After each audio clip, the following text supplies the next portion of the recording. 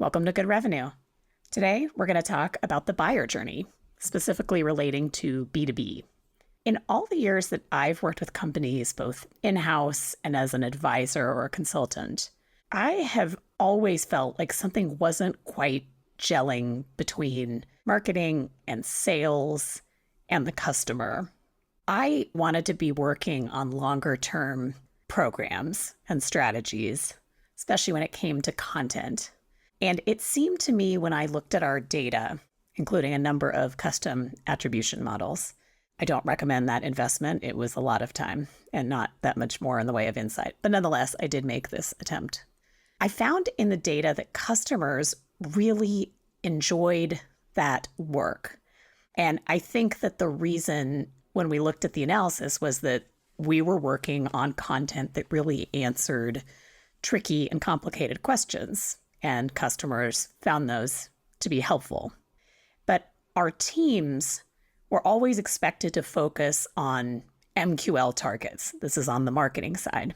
That was pretty frustrating to me because our sales counterparts were never excited about these MQLs. I really struggled to understand why we were being asked to focus on lead gen with no regard to quality, when it was very clear to me that there were higher quality programs and plans that we could implement that actually drove revenue, not just pipeline, but acquisition and retention of customers. How did I know this? In one example, it was because of that custom attribution work. I could prove that we were contributing to the business, not just to lead gen. It took me a long time, maybe too long, to figure out what was happening. And my conclusion was this. We were being asked to run go-to-market the way it had always been done. And you have to imagine that in all caps. I am sure that in 2005 or even in 2010, all of the tactics, including MQLs, made more sense to everyone. Customers were dependent on vendors. Strong sellers had real relationships with buyers. And while the technology industry in particular was growing, there weren't 50 million options for every possible category the way there are today. I'm using technology because while we work with a lot of different companies, and I've had experience in a lot of different companies, we do a lot of work in tech. Tech is where I've seen some of the more acute challenges around the evolution of the buyer journey. That evolution has had a huge effect on businesses, on acquisition, on retention, on business models, and really on go-to-market and product strategy. That's because, in my view, the world has changed a lot in the last 20 years. In almost every sense, for whatever reason, that change just hasn't quite crystallized in B2B sales and marketing and product, because I do think there is some dysfunction because of the buyer journey that catalyzes on the product side as well. So over the years, as I've been digging into this problem and trying to understand what was going on, I wanted to know, what was the story with the buyer journey? Was I just off, or was there something else that was going on? If so, what could we do about it? What could I do about it? So I wanted to just talk you through some of the data that I've come across in the last few years, actually. And I want to take you through what this data is telling me and where I think we can go from here. So here's the starting point. I think it's pretty hard to sell almost anything these days, especially if you have a complicated product. There's a long sales cycle, high dollar value of that product. I think it's tough. Obviously, the markets are uncertain. We've just been through, or maybe are still in, a non-recession, and that's been going on for at least a year and a half now. We, here in the US, as well as everywhere else in the world, struggled through 2.5 years of COVID. That was pretty challenging. But the problems that I noticed predate all of that. And this is the laundry list of my observations. So when I look at actual data, here's what I found. I found a piece of research from Gartner, of all people. And Gartner told us long before COVID, this is about 7 or 8 years ago, that 83% of the buyer journey is fully independent.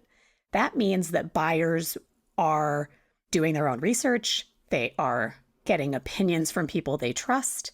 They're even finding pricing, all sorts of things that used to happen in a sales process. 83% of that time is now independent, self-directed. 17% of the journey, the remainder, is spent with multiple vendors. And their estimation was that just 5% of the buyer journey is spent with your firm. Now, I thought this was absolutely shocking. I was really surprised by this. And the reason was that I have seen over years a huge investment when it comes to the commercial budget for any company directed towards sales. And when I dug further, the numbers I was finding are around 70 to 80% of commercial budgets go towards sales organizations. And that's not a knock on sales teams. But from a business perspective, I was really struggling to understand this, because if only 5% of the opportunity is actually with the sales teams, feels like an overinvestment to me to have that much of the resource basically at the very tail end of the journey. And we're effectively you're giving up the opportunities to educate and influence much earlier in the buying journey. So we underinvest in marketing.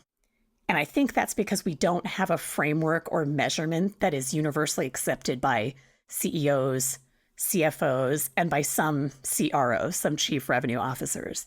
And I think that the challenge is that because we don't let marketers sell to people who aren't in market yet, our go-to-market right now is only good at shaking the tree for people who are already ready to buy. And the sad reality is it's too late. Those folks already made their decisions. And this isn't just my opinion, but there's wide data. One of the pieces of research I just found recently came from Bain, and they published this in the Harvard Business Review last year. That's 2022. And their research shows that 80 to 90% of buyers have a list of vendors in mind before they do any research. And 90% of them choose a vendor from that day one list, as they call it. That is not great if you are operating go-to-market from the perspective that I think many of us are, which is that you're really expecting your sales team to get in there and figure it out. And it doesn't seem like the data is giving sales teams that much of a chance to really rectify that. The other challenge, and this data comes from Trust Radius, is that customers absolutely hate the way we sell. Top 5 things that customers dislike: receiving too many emails, cold calls, aggressive sales representatives, uninformed sales pitches, and non-personalized communications. And many organizations operate this way. I get dozens of emails every day from people trying to sell me products that in no way could help me. And I'm a small organization. So I can only imagine the sheer volume of messages that a medium or large organization is getting when you think of all channels. And I think we all know this. And every time we've been in a larger org or a small org, it's the same story. Now, some of the data about the buyer journey has stayed consistent after COVID. I found some research from McKinsey, and they note that 70% of B2B decision makers are open to new, fully self-serve purchases in amounts greater than $50,000. That's a lot. What's even more striking is 27% of those decision makers would actually spend more than $500,000, and 12% would do $1 million of new business, something they've never bought before, entirely self-serve.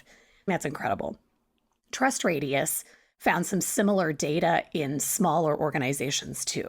Their research shows 77% of firms with 1 to 5,000 employees want self-serve, and almost 90% of firms with at least 5 to 10,000 employees want to go self-serve. So again, buyers really want to make decisions on their own, and they are increasingly looking for and are empowered to take advantage of that opportunity when it is presented. Another data point I want to share with you, just slightly adjacent topic, but I think it's the long tail of this buyer journey evolution and our inefficient go-to-market choices, like as wider B2B revenue professionals. And it's this insight that I found in The Jolt Effect. It's a book that came out a couple years ago, and it is built on a significant data set of sales calls collected during COVID. And the finding is buyers are plagued by indecision. So this research team analyzed 2.5 million sales calls, and they found that a majority of deals are being lost to inaction. What was interesting was they broke inaction down into two things. 44% of that number was preference for the status quo, and 56% was something they call customer indecision. Now, indecision is interesting because there were three drivers of this, and they are customers were worried about choosing the wrong option, they were concerned that they hadn't done enough homework, and they were afraid that they wouldn't get what they were paying for, meaning they didn't believe the outcome was certain if they actually made a purchase decision. And I think that makes sense because if we look at the data from earlier, I think people are just overwhelmed and inundated, and in a sea of Me Too products and aggressive go-to-market, I think it's easier for people to be like, yeah, I don't know about this. I'm just going to sit back and not make a choice here because the odds of me making the right choice are slim to none. And so why would I risk my reputation and the trust of my colleagues and spend my already limited budget on something that's not going to be a winner? You can just see this. It doesn't take much imagination to see where buyers would be coming from. And if you read this book, which I recommend doing, it was quite interesting, the consequence of that indecision is really tremendous too, because they found in this data that 87% of sales conversations showed moderate to high levels of indecision. And if a deal had low levels of indecision, that wasn't that big of a deal. The win rates would still be about 45 to 55%. But once you got into moderate levels of indecision, win rates dropped 25 to 30%. And when there were high levels of indecision, 5%, less than 5% of deals were actually won. So there's a problem there. There's something systemic. And I'm not saying it's just the buyer journey, but as I read it and I see all of this information in the aggregate, you got to wonder. It's certainly a pretty strong hypothesis that I hold.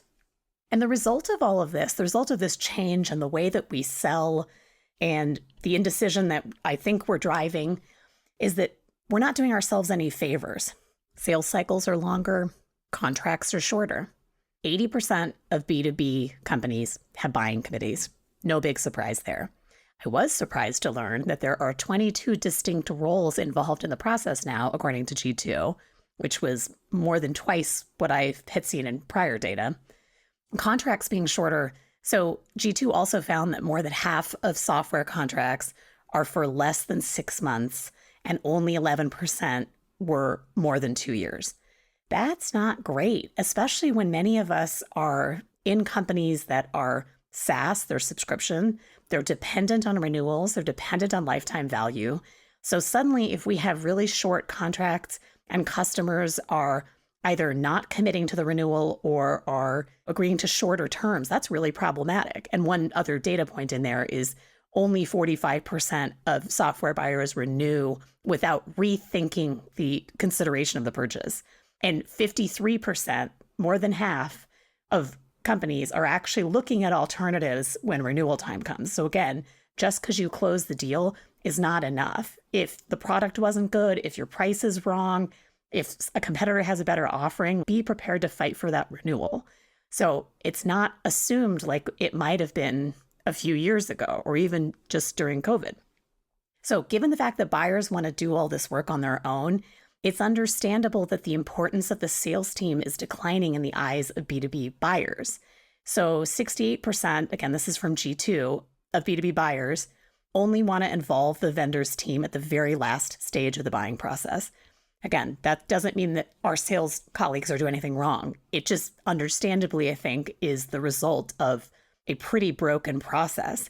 And it puts more pressure on sales teams to add value, but also it's really pretty unfair because if you look at this data, I mean, you'd have to have superheroes for salespeople to salvage all of this. And I think we can see that in terms of missed targets and frustration and cultural conflict across teams, churn, the executive turnover. I mean, there's a long list of examples and of data that would indicate this is not going great for anyone.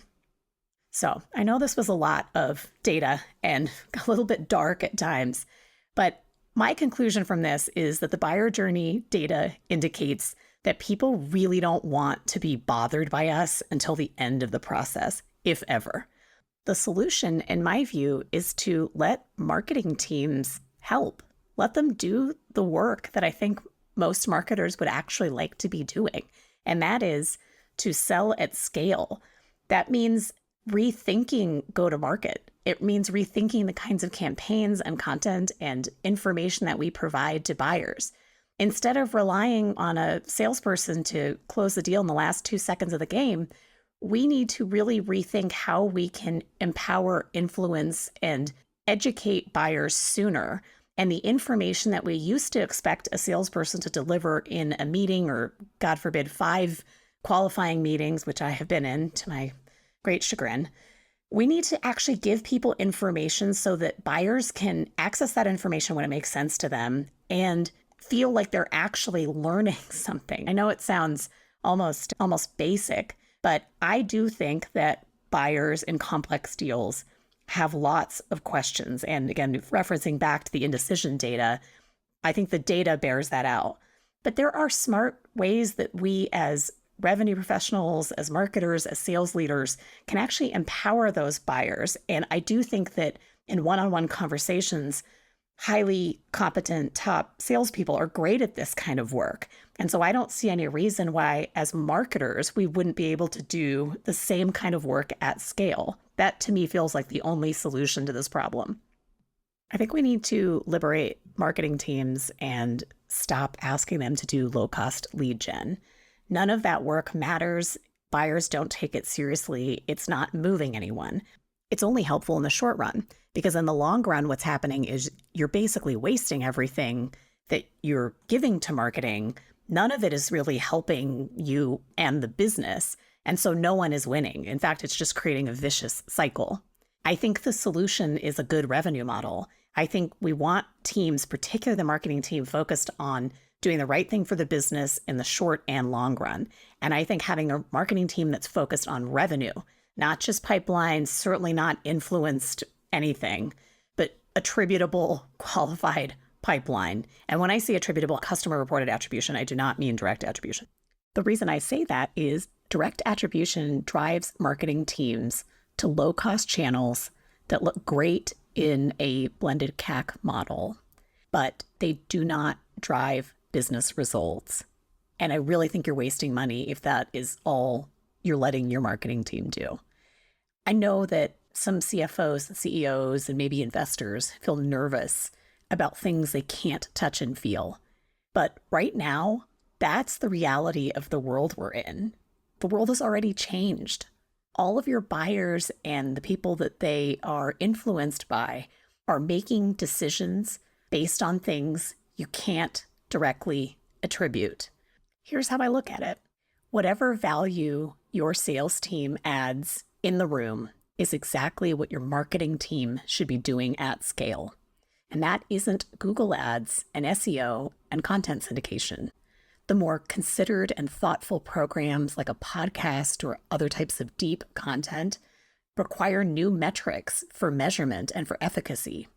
I specifically recommend customer research programs. That is regular discussions and meetings with your customer base. It's market research. It's going beyond the tactics of product discovery and really trying to get deep into customer insights. That is the number one thing you can do. And as a result of that process, you're going to get data and insights and feedback about the marketing and the sales programs. That's a huge benefit of doing the insights on a regular basis. You can actually ask your customers, how did they hear about you in that research? Who else did they consider? What were the deciding factors in their process? And if you do that on the regular basis, hugely beneficial. It's also something that you should put on your website and ask customers the moment that they actually agree to talk to you or request a demo. That simple question on your website can be a huge source of insight. But basically, I think every team in the business needs to care equally about the business results. And I'm not saying that people don't care. I mean that we need KPIs and we need to empower teams so that they can really pursue the activities that actually do deliver for the business. There are two things in particular. One is that I believe brand building is misunderstood. Brand building is trust building. It's more than colors and fonts, or at least it should be in your organization. It's more than just a single campaign or a couple pieces of content. It is a long-term commitment to educating your customers and building their trust in you. That's what it is about. And that takes a different focus and long-term vision, but it is executable and it is measurable. The second thing is performance. Performance is about results. I am not a fan of performance marketing because I don't care how many clicks an individual campaign gets or an asset gets. It totally misses the point of what we're trying to do. I think the performance of individual campaigns or assets or whatever else is helpful directionally to me in a marketing organization to know what is and isn't working. But that is absolutely not how we should be measuring anything. And it should certainly not be the measurement that we're sharing across teams and sending over to the CFO because it's not helping anyone. What we should instead be measuring is something like pipeline velocity, customer reported attribution, as I mentioned, and overall metrics around acquisition and retention. That's the way out of this. I don't think there are any short-term KPIs that you're using today for lead gen that's going to really work in a world where no one wants to talk to you. So I think it's a wholesale change in how we look at go-to-market, but I don't think it's something you can do just in a marketing team. I think it requires re-engineering what the revenue organization looks like and also rethinking what product is or isn't doing to contribute to some of these challenges too. Because one of the contributing factors, I think, is these undifferentiated products. I think that isn't helping anyone. And it's, in fact, slowing everyone down and putting a lot of pressure on sales and marketing that really is probably better suited to building better products and solving problems that customers actually value and are willing to pay for, if you've had a chance to listen to our episode on monetization. So I know this is a lot. I hope it's helpful. And I really hope that if you have a chance to go back and look at some of this data, I think it could be really interesting. It certainly has changed my thinking and it has validated some of the concerns that I've had over many years now about the efficacy of the work that we're doing. Because like many people, I really like my job. I love the work I do. I think it's really interesting. I love the people I get to work with. And it's really frustrating to do work regularly that is not helpful to the business, to any of the goals that I'm trying to achieve. And I'm a competitive person, so I care about goals. And I really don't like doing work that annoys the customers I'm trying to help. It just feels like a lose, and I don't think it has to be that way. Thanks for listening. If you liked what you heard, please leave us a review. We're a new podcast, so it really helps listeners find us. If you'd like more information on today's episode, check out the show notes or send us a message.